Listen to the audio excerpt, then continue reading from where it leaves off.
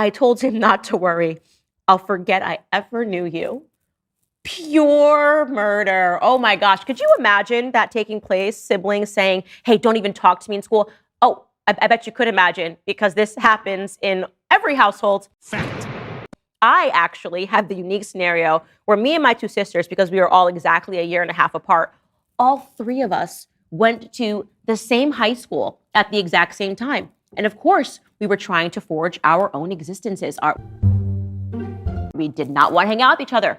We would yell at each other if we wore the same shirt, the same color. We'd pull up at school and I would look at my little sister and be like, don't even look at me today. Don't even look at me if you see me in the hallway. Stop hanging out with the same people as me. Okay, I'm listening. You have my attention. I remember, and I'm just coming out with this now because God forbid my little sister writes a book and it's called Spare. And she talks about the trauma that I put her through. I did this, I want to come clean. When Britney Spears, Christina Aguilera were both dropping their music in the 2000s. Okay. Dropping their music in the 2000s, I told my sister that she had to pick whether or not she was Team Christina or Team Britney. And she said she liked both of their music, and I told her she had to pick, and she picked Britney, and I told her that she wasn't allowed to listen. What? To Christina Aguilera's music or hang out with anybody that liked Christina Aguilera like I did. So I guess that was a childhood trauma, and it is worthy of $25 million to put into a book about awful treatment. I mean, Are you serious?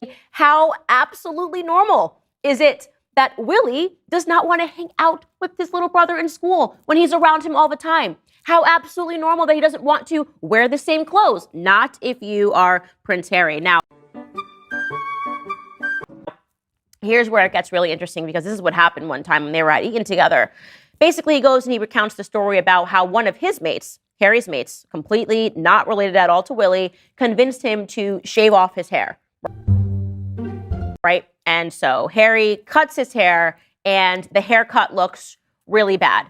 And he starts freaking out and realizes that he's made a big mistake. And all of his mates are screaming and howling in laughter, like, ah ha ha, you just shaved your head. You can picture this because that's how the lads are. It's all the lads do. The boys make fun of each other. They're like, ha ha, this is hilarious. So Harold goes up to Willie's room and he finds him. And when Willie sees the haircut Hey, y'all, come look at this. that Harry has given to himself, because, you know, he can never take responsibility for anything he's done. It's always somehow Willie's fault. Willie laughs, just like all the other lads had laughed, because apparently it was a ridiculous haircut that he gave to himself. Now, here's the conversation. Wait for it. That he's having with himself. I was just hoping that Willie would tell me that it would be okay. Don't freak out. Keep calm, Harold.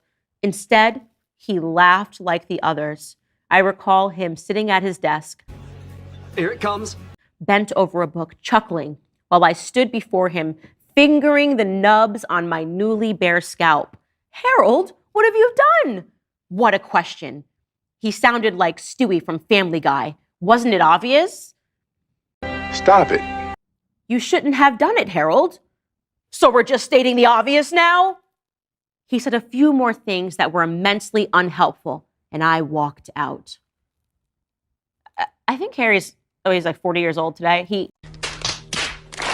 He actually thought it was a good idea to put this into the book, because it's supposed to make us understand how traumatizing his life was, because he shaved off his own head and to make his mates laugh. And then when his brother laughed, it was a trauma because his brother was supposed to hold him and say, it's okay that you did this stupid thing. It's now somehow William's fault for not doing that. This is how this book goes on and on and on. Whatever Harry does, it's somebody else's fault, right? Harry can make no mistakes. Remember, notoriously, he says that he wore the Nazi costume to a party, but also that Will and Kate laughed at it. So he wants to share the blame in something that was so clearly his own decision making. But this is, I guess, we're supposed to feel sad for him.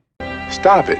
So he goes on, talks about his cocaine use, and he talks about how the press had somehow, the tabloids, had gotten hold of a photo of him snorting cocaine. Now, Harry and I have some friends in common in the UK. It is well known that Harry was a drug addict.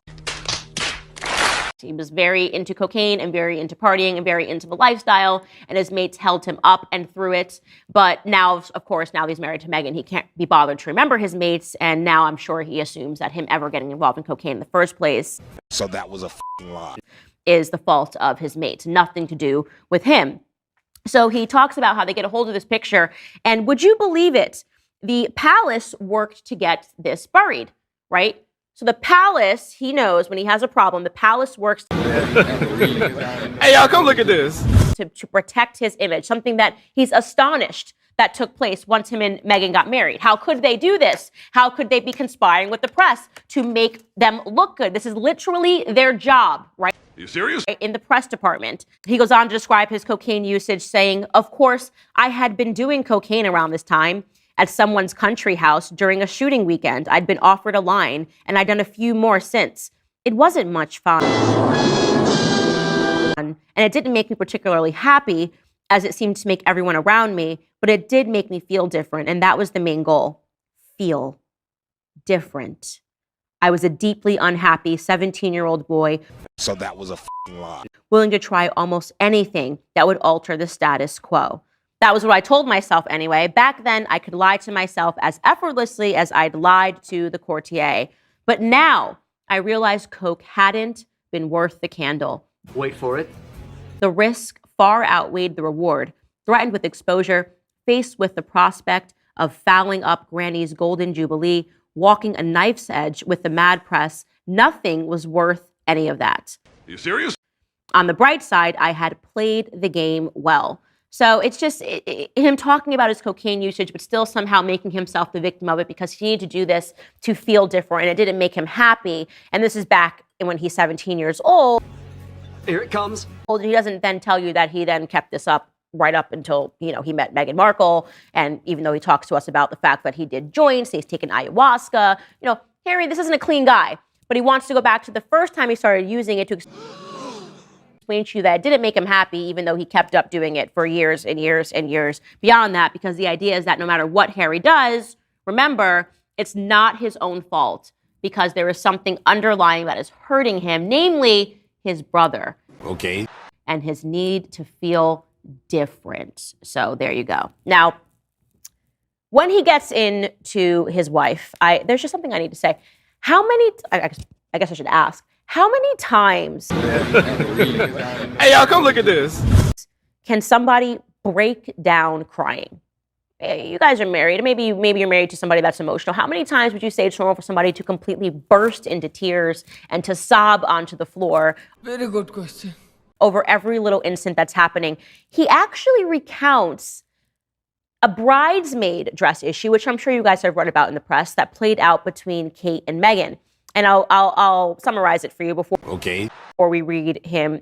He tells us exactly the text chain, alleges at least that this is the text chain that took place.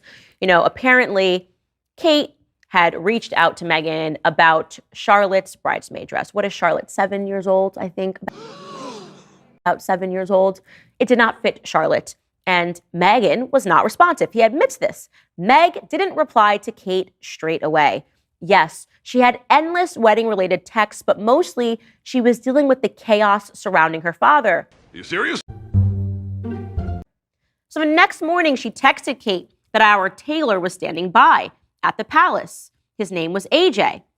This wasn't sufficient. They set up a time to speak that afternoon. Okay, so Kate has obviously responsibly reached out to her. It's a couple of days before the wedding. He says it's 4 days before the wedding. And Meghan decides not to respond at all. And then the next day, Meghan texts Kate and says, bring Charlotte by to the tailor. And Kate says no for some reason. He just says it wasn't sufficient. Stop it. I don't know, maybe because you texted her on the day of and said, show up and go to the tailor. Maybe Charlotte had other things going on. We don't know because he doesn't tell us that part. He just says it was not sufficient. Charlotte's dress is too big, too long, too baggy. She cried when she tried it on at home, Kate said. That makes sense. I'd like to remind you, Charlotte is 7, right? Little girls that are 7 years old cry over all sorts of things. And if they put on a dress and they don't feel very pretty, Here it comes. they might break down crying. This is normal behavior for a 7-year-old. Meghan replies, right. And I told you the tailor has been standing by since 8 a.m. Same day text. Get Charlotte to this tailor immediately. You serious? Here at Kensington Palace, can you take Charlotte to have it altered as all the other moms are doing? ? Kate replies, no, the dresses need to be remade.